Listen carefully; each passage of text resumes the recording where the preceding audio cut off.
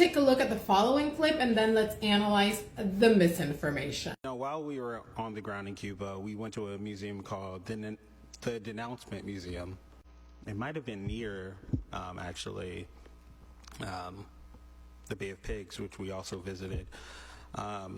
It spoke at length about Operation Peter Pan, which, if you do not know, removed 14,000 Cuban children from their parents, as well as almost 100 airplanes which they used to transport these children to the United States.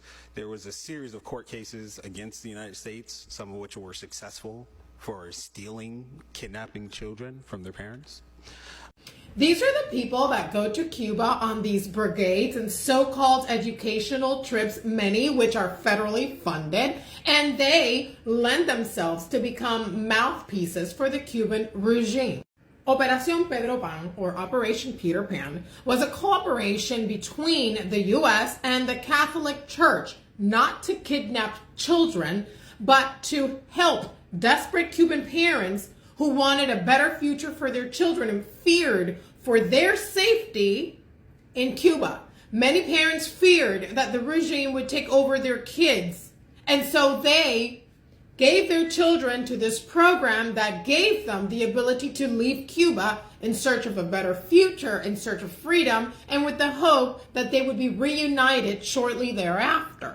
Among the many children that came via Peter Pan are two of my dear family members. But there are some other people that you just may recognize.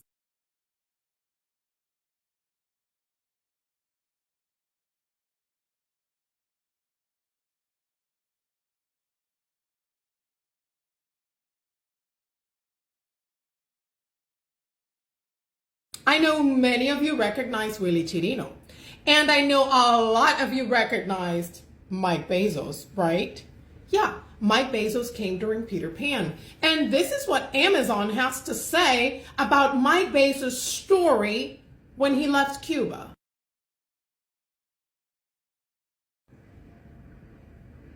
I don't see anything on there about kidnapping. Take it off with Jeff and Amazon, but yeah, that's no. So let this be a lesson learned. Listen, every time you hear someone say that they've been to Cuba to get educated in the Cuban reality, just look at that and see if it matches the millions of voices of Cuban refugees telling you what the truth really is.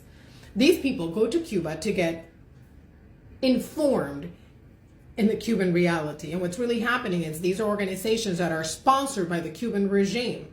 And they are here in our democracy, sending brigades to Cuba, brigades of young people, brigades of politicians, brigades of children, to indoctrinate them and send them to the world, and especially in the U.S., to infiltrate the communist propaganda.